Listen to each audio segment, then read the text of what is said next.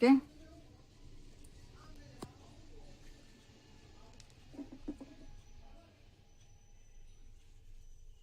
આ લૂપને મોટું ખેંચું, એટલું મોટું કે આ જે છે ત્યાંથી આમ પાસ થઈ જાય.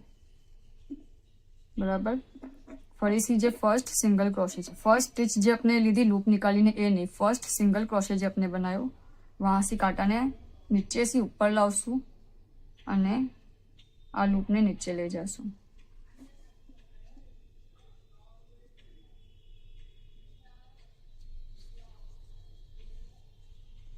टाइट કરી લેશું.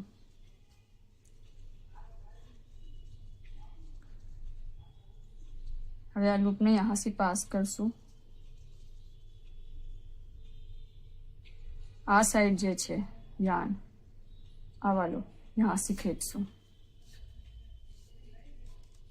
અને પછી આ સાઈડનો જે યાર્ન છે એને ખેંચશું. જે સ્મોલ યાર્ન છે એનું આપણને કંઈ કામ નથી હમણાં, એ ખાલી આમ જ રહેશે, પણ એને આપણે સાથે નહીં લઈએ, એને છૂટો જ રાખશું. ઓકે, ફરીથી નેક્સ્ટ રાઉન્ડમાં ફર્સ્ટ अपने single crochet first stitch loop निकालશું. यहाँ अपनो यार्न છે અને अपनी फर्स्ट स्टिच यहाँ છે. આમ થોડું ઉપર કરશું તો આપણને વી દેખાશે, વहाँ આપણાને નાખવાનું છે અને પાછળ બી यहाँ બેમાંથી પાસ થવું જોઈએ.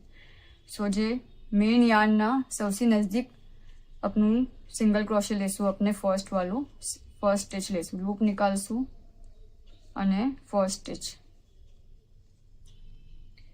अपने 6 से 12 करा, હવે આપણે 12 से 18 કરશું. સો આપણે 1 કરું. હવે નેક્સ્ટમાં જો નેક્સ્ટ સ્ટિચમાં